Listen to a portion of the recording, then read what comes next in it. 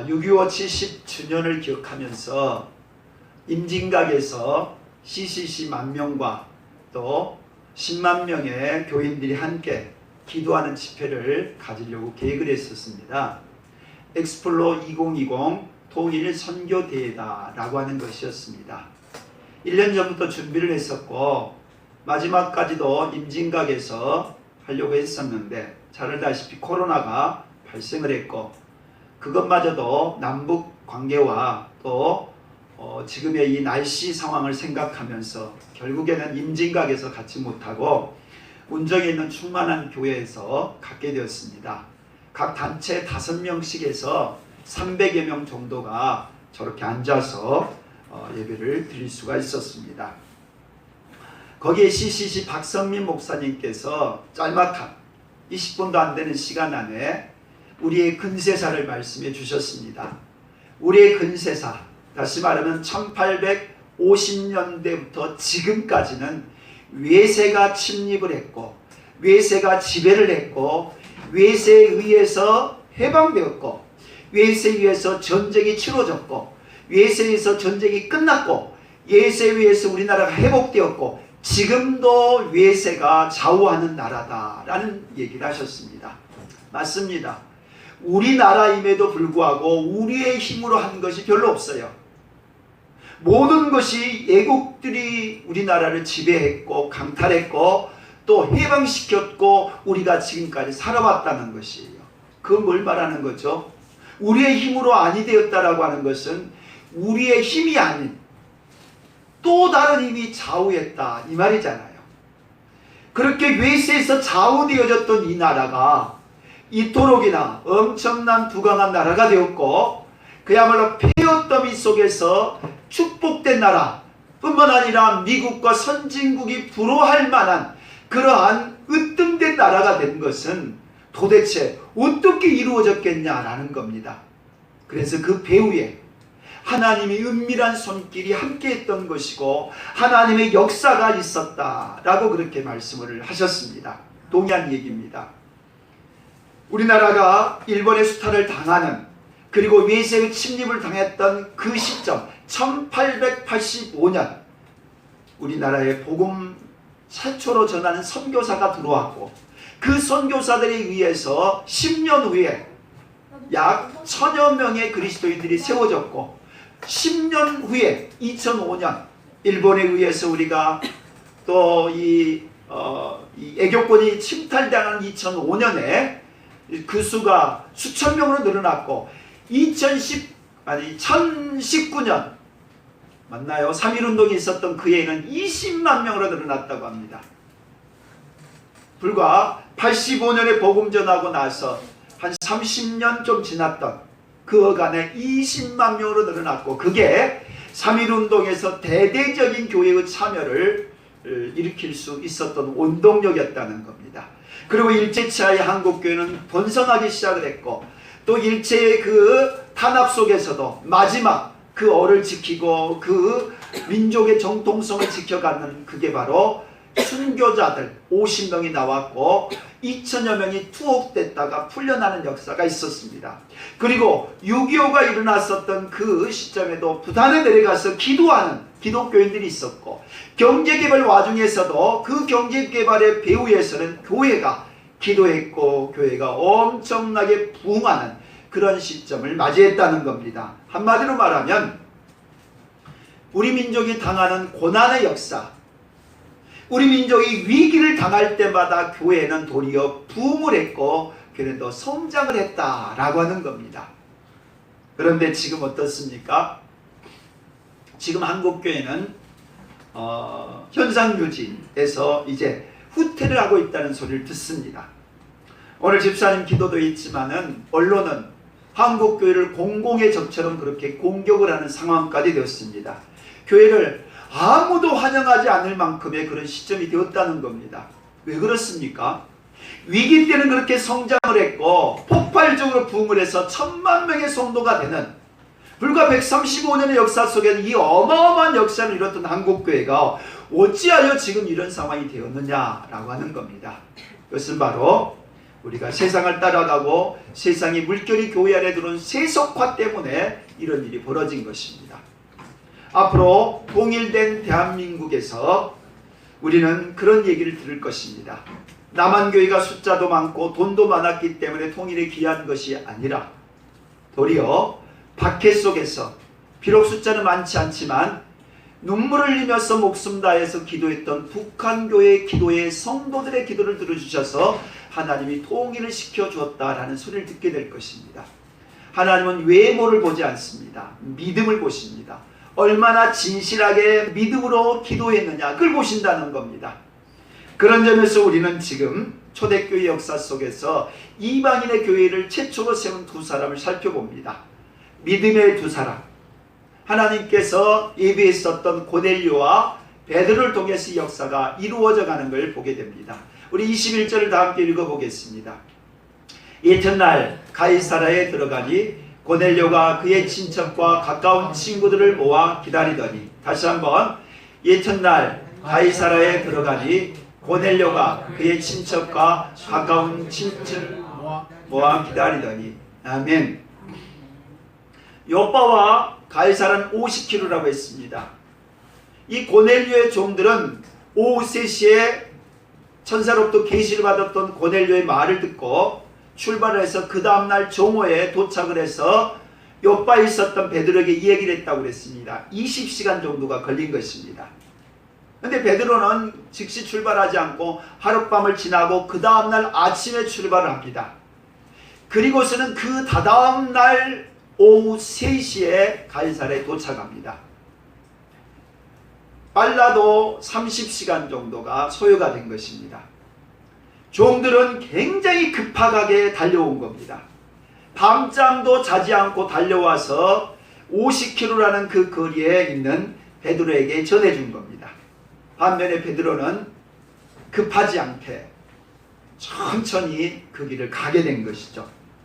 다시 말하면 고넬료 입장에서는 베드로가 언제 올지 모르는 그런 상황이었다는 겁니다. 지금처럼 교통이나 통신이 발달한 시대가 아닙니다. 언제 올지 모르는 그런 상황에서 지금 본문에 보게 되면 그의 형제와 친척과 그의 친구들을 불러 모아 기다렸다라는 얘기가 나옵니다. 한두 시간 기다렸지 않았을 겁니다. 근데 그들은 이 베드로가 오기를 기다렸다는 겁니다. 뭘 말해줍니까? 얼마나 고넬료가 신망받은 사람이고 덕스러운 사람인가를 보여주는 거죠.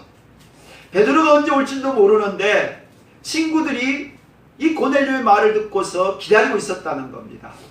친척들이 모두 한 자리에 모여서 이 베드로를 기다리고 있었다는 거예요. 신뢰받지 못하고 인정받지 못한 사람의 말을 들어주겠습니까? 고넬료가 평소에 얼마만큼 사람들에게 잘했는가를 보여주는 것이죠. 뿐만 아닙니다. 이 고넬료는 베드로가 들어오자마자 그 베드로 앞에 엎드려서 절을 했답니다. 고넬료가 누굽니까? 로마 점령군의 장교입니다. 엘리트입니다. 지금 베드로는 누굽니까? 갈릴리 출신 어부입니다. 그것도 이 점령국가에 있었던 이 주민인 거죠. 근데 이 베드로가 들어오자 어떻게 했다고요? 엎드려 절을 했다는 겁니다. 지금 누가 있는 거예요? 친척들이 있고 형제들이 있고 친구들이 있는 상황이잖아요. 그들이 다 지켜보고 있는 상황 아니겠습니까? 그들이 모두 지금 베드로가 오기만을 기다리고 있는 상황이란 말이죠. 그런데 그들도 이 고넬료와 비슷한 처지의 사람들 아니겠어요? 고넬료가 그런 직업이 있다면은 친구들도 비슷했을 겁니다. 다들 괜찮은 위치에 있는 엘리트들. 그런데 그들이 보는 앞에서 이 고넬료가 베드로에게 절을 했다는 거예요. 얼마나 고넬료가 이 베드로를 존경하고 이 베드로를 보내신 하나님을 높여 드렸는가를 볼 수가 있습니다. 고넬료가 겸손했던 사람인 것을 알 수가 있는 거죠. 엎드려 절을 했다.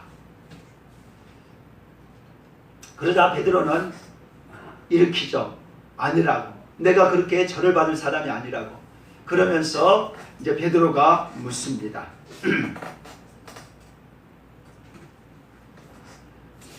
나흘 전 일이었다는 겁니다. 나흘 전에 지금 이 시간 오후 3시에 기도를 하다가 천사를 만났고 그 천사로부터 베드로를 모셔오라는 소리를 들었다는 겁니다.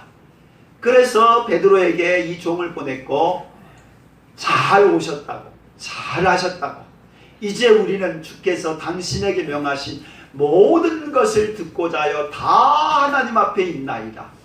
할렐루야. 아멘. 이런 마음으로 주 앞에 설 수 있기를 바랍니다. 아멘. 뭐라 말해요? 당신에게 명한 모든 말을 들으려고, 당신이 어떤 말을 하든지 그 말을 다 들으려고, 그것도 다 함께 모였습니다. 이런 고백뿐만 아니라 실제로 이런 식의 자세로 하나님의 말씀과 하나님을 대할 수 있기를 축복합니다. 아멘. 그 시절엔 성경이 없었어요. 예수님을 알 수 있는 길이 없었어요.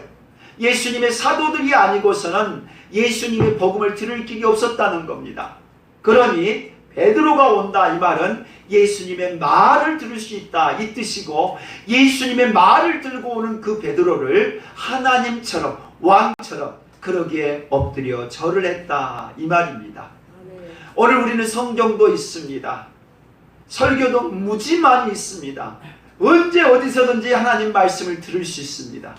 너무나 흔하고 너무나 많은 하나님의 말씀인데 고넬료와 같은 마음은 없습니다. 고넬료가 저렇게 엎드려서 모든 식구를 다 불러놓고 간절한 마음으로 겸손한 태도로 무슨 말씀이든지 하십시오. 우리가 다 모여서 당신의 말을 들으려고 합니다. 이런 식의 겸손한 자세, 오늘 하나님이 그런 자를 사용해 주신다라는 겁니다. 두 번째 베드로입니다. 베드로도 하나님 앞에 겸손합니다. 베드로는 이 자리가 쉬운 자리가 아니었습니다.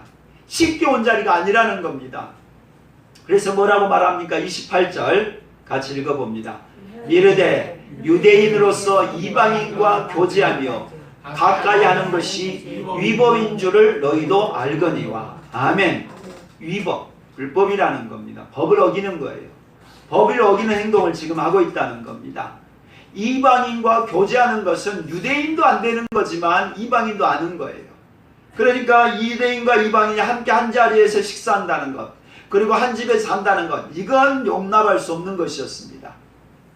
그 당시 때 사회법, 그 당시 때 종교법이 그랬던 거죠. 그런데 이 자리를 어떻게 온 거예요?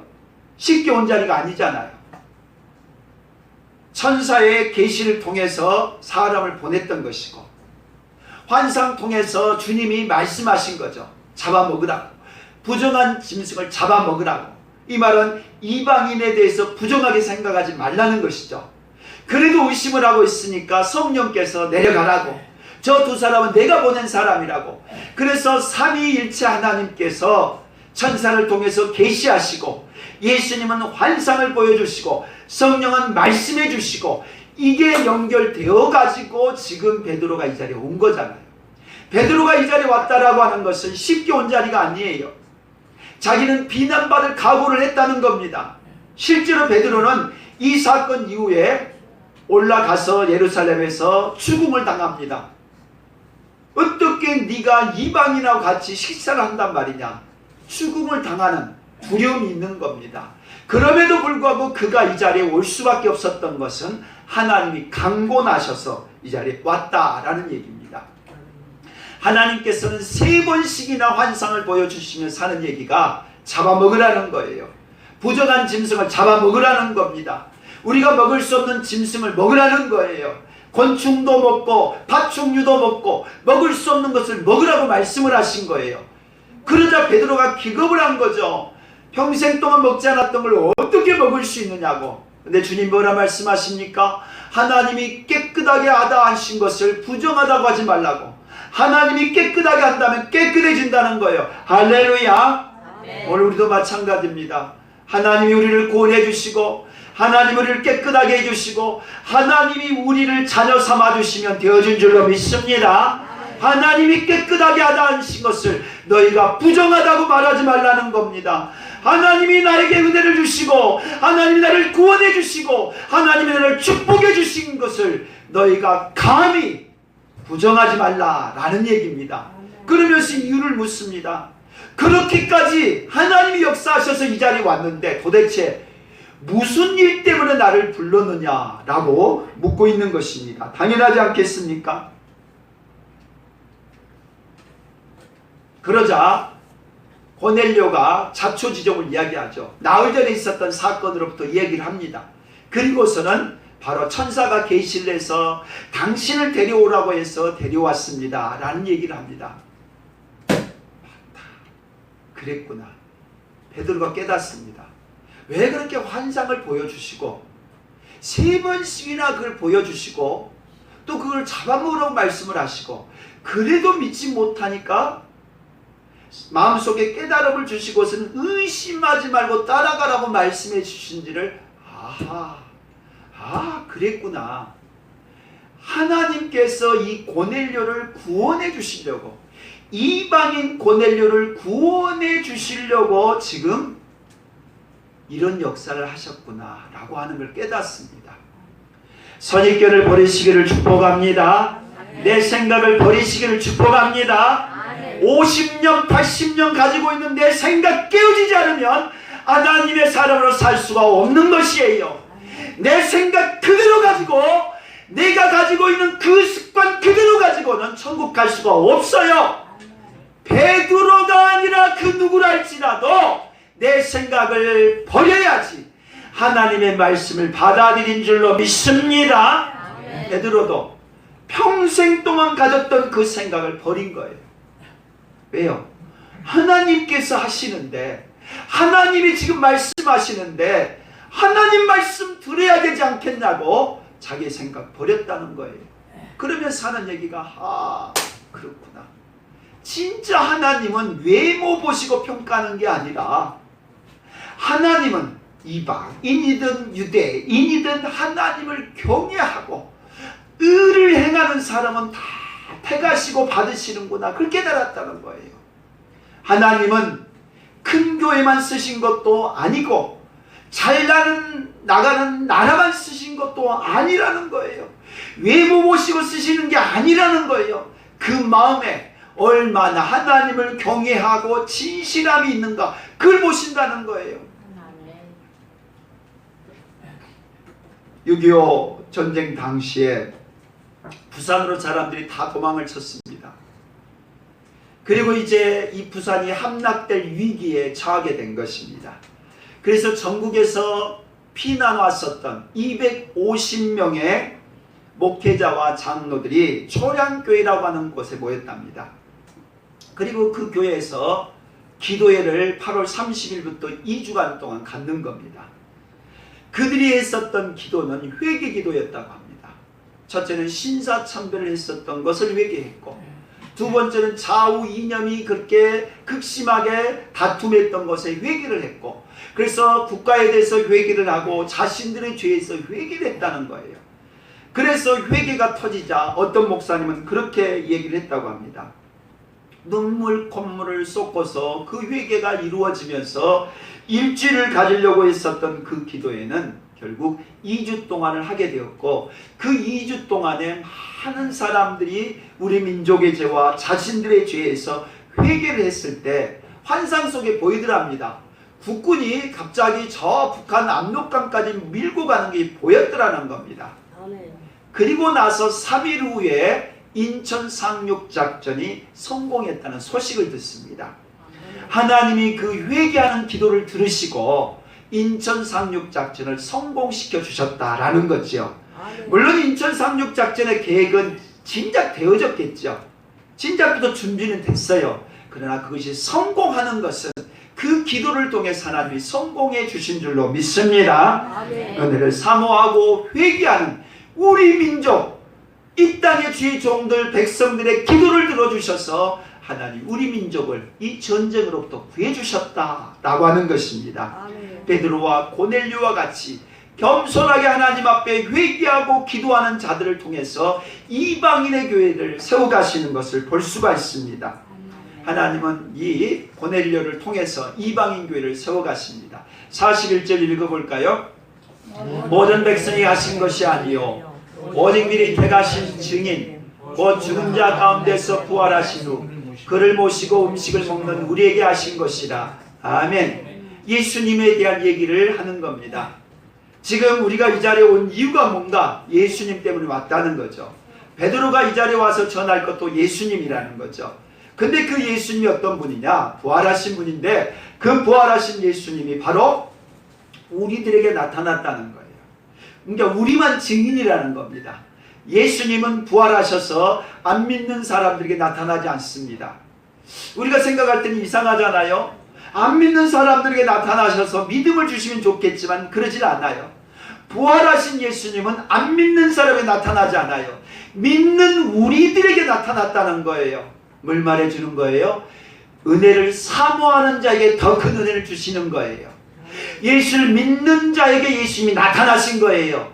안 믿는 자에게 나타나신 것이 아니라 믿는 자에게 나타나고 기도하는 자에게 나타나고 사모하는 자에게 은혜를 주신 줄로 믿습니다. 아멘. 부활의 증인된 자들에게 예수님이 나타나셔서 자신을 증거하도록 했다는 거예요.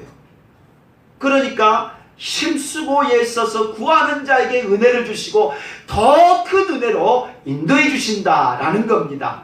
그 예수님에 대한 소개입니다. 첫째, 예수님 세상에 오셨다는 겁니다. 하나님은 예수 그리스도를 통해서 복음을 전하게 하십니다. 그 복음이 뭐냐? 예수 그리스도에 대한 소식이죠. 복된 소식, 기쁜 소식. 세상에서 빅 뉴스, 굿 뉴스, 제일 기쁜 소식이 뭐냐? 예수 그리스도라는 겁니다. 할렐루야. 아멘. 할렐루야. 아멘. 예수 그리스도가 복음 되시길 축복합니다. 아멘. 아멘. 아멘. 진짜 복음 되시길 바래요. 돈이 아니라니까요. 돈이 아니에요. 건강도 아니에요. 건강한다고 안 죽어요. 돈 있다고 안 죽어요. 세상에서 우리들에게 이 죽음의 문제를 해결해 주시고 죄 문제를 해결해 주신 복음은 예수 그리스도밖에 없습니다. 아멘. 없어요. 예수 그리스도 위에 우리를 구원해 줄 자가 없어요. 아멘. 그런데 그렇게 어리석게 살아요, 인생을. 그게 전부인 줄 산다니까요. 그러다가 이제 그게 망가지고 그게 깨어진 다음에야 깨달아요. 왜 그렇게 어리석게 샀냐고요. 있을 때 조금 잘하지, 있을 때 제대로 믿지, 건강할 때 제대로 믿으면 얼마나 좋아요. 근데 그렇게 하는 사람이 별로 없어요. 다 망가지고 깨어지고 수렁탕에 들어가고 죽음 직전에 가서야 비로소 하나님께 돌아오더라는 거예요. 예수님이 복음인 걸 믿습니다. 예수님이 세상에 오셨어요. 그리고 두 번째, 예수님은 성령으로 사역을 하셨답니다. 하나님이 나사렛 예수에게 성령과 능력을 기름 붓듯 하셨으며 30살 이전까지는 평범한 사람이었어요.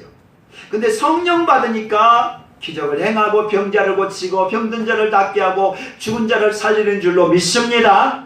그럼 뭘 말하는 거예요? 우리도 마찬가지라는 거예요. 우리도 평범하게 살다가 성령 받으면, 성령 충만하면 이렇게 살 수 있을 줄로 믿습니다. 그러니까 성령을 구하시라는 거예요. 성령께 순종하시고 성령에 충만해야만이 내가 이렇게 있으면 좀 살 수 있다 이 말이죠. 그랬더니 예수님 어떻게 됩니까? 십자가에 못 박혀 죽었잖아요. 우리는 유대인의 땅과 예루살렘에서 그가 행하신 모든 일의 증인이라. 그를 그들이 나무에 달아 죽였으나 예수가 십자가에 죽었다는 거예요. 그래서 십자가에 죽으신 예수 그리스도, 우리가 그분을 증거한다는 겁니다. 그랬던 그 예수가 어떻게 됩니까? 넷째는 부활하셨습니다. 40절 읽어볼까요? 하나님이 사흘 만에 다시 살리사 나타내시되. 아멘. 살리셨던 예수님 우리가 보게 되었다는 겁니다. 그 예수 그리스도가 다섯 번째 다시 오신다는 겁니다. 심판한 날이 있다는 거죠. 우리가 이대로 죽어버리고 끝나버리면은 나라도 이 세상 살기 싫을 때 있어요. 죽어버리고 사살로 끝나버리면 되잖아요. 근데 그럴 수 없는 이유가 뭐예요? 심판이 있다니까요. 심판이 있어요. 우리가 심판기 앞에 서는 거예요. 우리 모두는 살아있는 자든 죽은 자든 심판대 앞에 서게 돼요. 그리고 그 심판하실 분은 예수 그리스도라는 거예요. 그러기 여섯 번째가 제일 중요한 얘기예요. 여섯 번째, 그에 대하여 모든 선지자도 증언하되 그를 믿는 사람들이 다 그의 이름을 힘입어 죄 사함을 받는다 하였느니라. 아멘. 그의 이름을 믿음으로 죄 사함을 얻는다. 믿으시길 바랍니다. 아멘. 믿는 거 쉽잖아요. 그냥 내 마음 열면 되는 거잖아요. 아무리 예수 그리스도가 우리를 위해서 이 땅에 오셨고 기적을 베풀었고 십자가 죽으셨고 부활하셨고 승천하시고 다시 온다 한들 그 예수를 내가 믿어야만 내 것 된다 이 말이죠. 믿으시기 바랍니다. 아멘. 예수를 믿는 자가 죄사함을 받는데요. 그랬을 때 7번째 성령이 임하시는 거예요. 베드로가 이 말을 할 때에 성령이 말씀 듣는 모든 사람에게 내려오시니 아멘. 복음을 제대로 알고 복음을 진짜 믿고 그 말씀대로 내 죄사함이 이루어졌다라고 믿는 자에게 성령이 임하신다는 거예요. 성령 임하셔야지 우리가 증인 될 수 있다고 그랬잖아요. 그러니까 예수님에 대해서 제대로 믿고 안 믿어지면 성경을 읽으시고 그것도 안 믿어지면 목사님 말씀을 들으시고 그것도 안 믿어지면 목사님께 물어서 내가 예수를 믿고 예수님을 믿는 자는 죄사함을 얻을 뿐만 아니라 그런 자에게 성령의 임하신 줄로 믿습니다. 아멘. 같이 읽어보겠습니다. 이에 베드로가 이르되 이 사람들이 우리와 같이 성령을 받았으니 누가 능히 물로 세례를 베풀음을 그 말이요 하고 아멘. 오순절날에 임했던 성령 역사가 이 고넬료에게 임했다는 겁니다. 고넬료가 누구라고요? 이방인. 이방인은 짐승과 같이 취급을 했어요. 유대인들은 상종도 안 했던 존재들이에요. 근데 그 이방인에게 짐승 같은 이방인들에게 뭐가 임했다고요? 성령이요. 성령이 임하시니까 세례를 주는 거야. 당연한 거죠. 세례 준다는 것은 교회가 세워졌다는 거예요. 이방인의 교회가 세워졌음을 말씀해 주고 있어요. 오늘 우리와 같은 이방인들, 고넬료와 같은 우리들이 구원받아서 오늘 이 자리에 있게 된 사건이라는 거예요. 우리 모두가 다 다를 수가 있어요. 다를 수가 있지만 우리가 이 시간 함께 기도하는 것은 우리 모두가 예수의 복음을 듣고 예수님의 복음을 듣고 예수님의 말씀 따라 살아갈 때 우리가 새롭게 된 줄로 믿습니다. 말씀 마치고자 합니다. 김병로 교수라고 하는 서울대학교 북한학 교수가 구루터기라고 하는 책을 썼습니다. 북한에서 내려온 사람들의 신앙을 추적한 것이었습니다. 그래서 북한에 내려온 사람들이 예수님에 대해서 들어본 사람 하나도 없는 거예요. 그런데 그 부모님들 중에 이렇게 이야기하는 사람들이 있었다는 거예요. 하늘을 늘 바라봐. 그리고 하늘에게 부탁도 해봐. 그런 얘기를 했다는 거예요. 하늘 얘기를 많이 했다는 겁니다. 뿐만 아니라 술과 담배를 안 하는 사람들이 많더래요.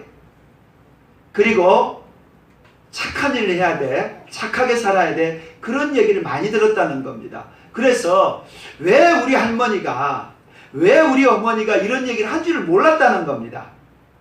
그런데 한국에 와서 보니까 아하, 우리 할머니 우리 어머니가 예수를 믿는 사람들인데 그 말을 하면은 잡혀가니까 그 말을 하는 대신에 하늘을 믿으라고 하고 하늘에게 빌라고 하고 그런 얘기를 했다는 걸 깨달았다는 거예요.